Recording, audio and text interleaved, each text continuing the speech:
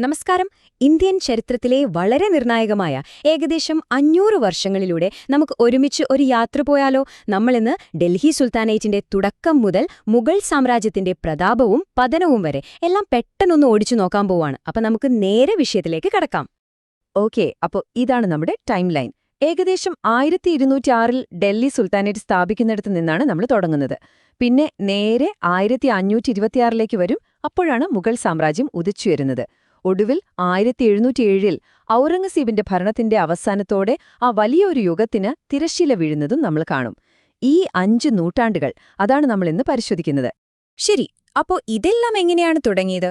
ഏതൊരു വലിയ ചരിത്രമാറ്റത്തിനും ഒരു തുടക്കമുണ്ടാകുമല്ലോ, അല്ലേ? ഇന്ത്യയിൽ ഒരു സ്ഥിരം മുസ്ലിം രാഷ്ട്രീയ സാന്നിധ്യത്തിന് വഴിവെച്ച ആ ആദ്യകാല ആക്രമണങ്ങളെക്കുറിച്ചാണ് നമ്മൾ ആദ്യം സംസാരിക്കാൻ പോകുന്നത്. ഇതാണ് ആ പുതിയ യുഗത്തിന്റെ തുടക്കം കുറിച്ചത്. തുടക്കത്തിൽ, അതായത് 11-ാം നൂറ്റാണ്ടിൽ നടന്ന ആക്രമണങ്ങൾ പ്രധാനമായും സമ്പത്ത് ലക്ഷ്യം വെച്ചുള്ളതായിരുന്നു. പക്ഷെ പിന്നീട് മുഹമ്മദ് ഘോറിയുടെ വരവോടെ കാര്യങ്ങൾ മാറി. അതൊരു വെറും കൊള്ളയടിയായിരുന്നില്ല, മറിച്ച് ഇന്ത്യയിലൊരു പുതിയ ഭരണ സംവിധാനത്തിന് അടിത്തറ പാകുകയായിരുന്നു. കൂടുതൽ സംഘടിതവും ദീർഘകാലം നിലനിൽക്കുന്നതുമായ ഒരു ഭരണത്തിന് വഴിയൊരുക്കിയത് ഈ പടയോട്ടങ്ങളാണ്. അങ്ങനെ ആ ആദ്യകാല ആക്രമണങ്ങൾക്കു ശേഷം ഇന്ത്യയുടെ രാഷ്ട്രീയ ഭൂപടത്തിൽ ഒരു പുതിയ ശക്തി ഉദിച്ചുയർന്നു. അതാണ് ഡൽഹി സുൽത്താനേറ്റ്. നമ്മുടെ ഈ ചരിത്ര വിശകലനത്തിലെ ആദ്യത്തെ പ്രധാന അധ്യായം ഇതാണ്. ഡൽഹി സുൽത്താനേറ്റ് എന്ന് കേൾക്കുമ്പോൾ ഇതൊരു ഒറ്റ രാജകുടുംബത്തിന്റെ ഭരണമാണെന്ന് നിങ്ങൾ കരുതരുത്. അല്ല, സത്യത്തിൽ അതൊരു പരമ്പരയായിരുന്നു. അടിമവംശം, ഖൽജി വംശം, തുഗ്ലക് വംശം, അങ്ങനെ ഒന്നിനു പുറകെ വന്ന നിരവധി ശക്തമായ രാജവംശങ്ങൾ ചേർന്നതായിരുന്നു സുൽത്താനേറ്റ്. ഓരോ രാജവംശവും അതിന്റേതായ ഒരു മുദ്ര പതിപ്പിച്ചാണ് കടന്നുപോയത്. സുൽത്താനേറ്റിലെ ആദ്യത്തെ രാജവംശത്തിന്റെ ഉത്ഭവം ശരിക്കും വളരെ സവിശേഷമായിരുന്നു. ഒന്നാലോചിച്ചു നോക്കൂ, മുൻപ് അടിമകളായിരുന്ന ആളുകൾ ഭരണാധികാരികളായി മാറുന്നു. മുഹമ്മദ് ഘോരിയുടെ വിശ്വസ്തനായ സൈനിക അടിമയായിരുന്ന ഖുത്ബുദ്ദീൻ ഐബക്കാണ് ഇതിന് തുടക്കമിട്ടത്. അടിമയായി വന്ന ഒരു സാമ്രാജ്യത്തിന്റെ അധിപനായി മാറിയ ഒരു കഥയാണിത്. രാജാവ് ദൈവത്തിന്റെ നിഴലാണ്. നോക്കൂ, ഇതാണ് സുൽത്താൻ ബാൽബനെ പോലുള്ള ഒരു ശക്തനായ ഭരണാധികാരിയുടെ തത്വശാസ്ത്രം. അധികാരം പൂർണ്ണമായും തന്നിലേക്ക് കേന്ദ്രീകരിക്കാനും നിയമങ്ങൾ വളരെ കർശനമാക്കാനും അതുവഴി സുൽത്താനേറ്റിനെ ഒന്നുകൂടി ശക്തിപ്പെടുത്താനും അദ്ദേഹത്തിന് ഈയൊരു ചിന്താഗതിയിലൂടെ സാധിച്ചു. ഇനി അടുത്തതായി വന്ന ഖൽജി രാജവംശം, പ്രത്യേകിച്ച് അലാവുദ്ദീൻ ഖൽജി, സുൽത്താനേറ്റിന്റെ അതിരുകൾ അങ്ങ് ദക്ഷിണേന്ത്യയിലേക്ക് വരെ വ്യാപിപ്പിച്ചു. പക്ഷെ അതുമാത്രമല്ല, കമ്പോള നിയന്ത്രണം, സൈനിക പരിഷ്കാരങ്ങൾ, അങ്ങനെ ഒരുപാട് പുതിയ ഭരണപരമായ ആശയങ്ങൾ നടപ്പിലാക്കി അദ്ദേഹം സാമ്രാജ്യത്തെ കൂടുതൽ ശക്തമാക്കി. അപ്പോ ഡൽഹി സുൽത്താനേറ്റ് അതിന്റെ പ്രതാപകാലം പിന്നിട്ട് പതിയെ ദുർബലമാകാൻ തുടങ്ങി. ഇതോടെ ഇന്ത്യൻ ചരിത്രത്തിലെ അടുത്ത വലിയൊരു വഴിത്തിരിവിനുള്ള കളമൊരുങ്ങുകയായിരുന്നു. അതെ, മുഗളന്മാരുടെ രംഗപ്രവേശം. 16-ാം നൂറ്റാണ്ടിന്റെ തുടക്കമായപ്പോഴേക്കും എന്താ സംഭവിച്ചത്? ആഭ്യന്തര കലഹങ്ങളും ദുർബലമായ ഭരണവും കാരണം സുൽത്താനേറ്റിന്റെ ശക്തി നന്നായി ക്ഷയിക്കാൻ തുടങ്ങിയിരുന്നു. ഈ ഒരു രാഷ്ട്രീയ ശൂന്യതയാണ് പുറത്തുനിന്നുള്ള പുതിയൊരു ശക്തിക്ക് ഇന്ത്യയിലേക്ക് കടന്നുവരാൻ അവസരമൊരുക്കിയത്. 1526 ഈ വർഷം ഓർത്തുവെക്കണം. ഇന്ത്യൻ ചരിത്രത്തിലെ ഏറ്റവും നിർണായകമായ വർഷങ്ങളിൽ ഒന്ന്.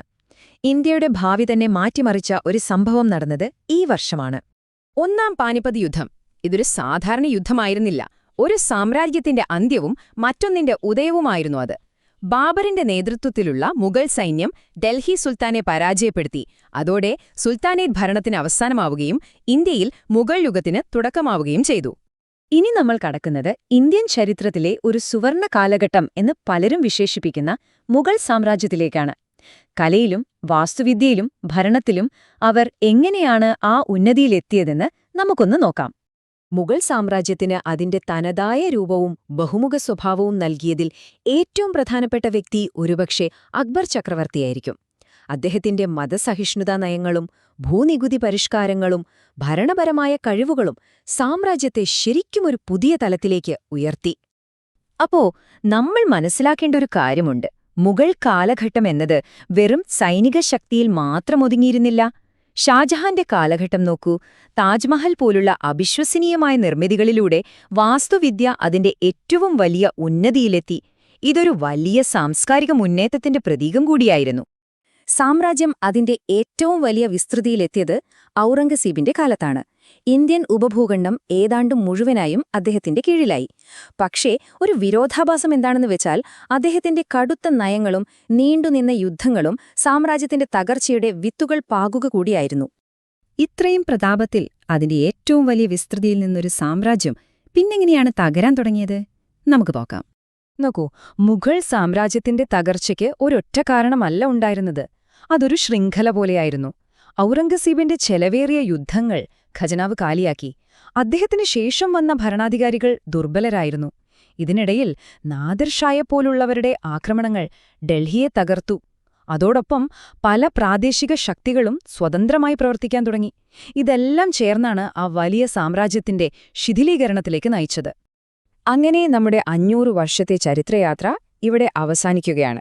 ഈ കാലഘട്ടം ഇന്ത്യൻ ചരിത്രത്തിൽ മായ്ക്കാൻ പറ്റാത്തൊരു മുദ്രയാണ് പതിപ്പിച്ചത്. അവസാനിപ്പിക്കുന്നതിന് മുമ്പ് ഒരു ചോദ്യം മാത്രം.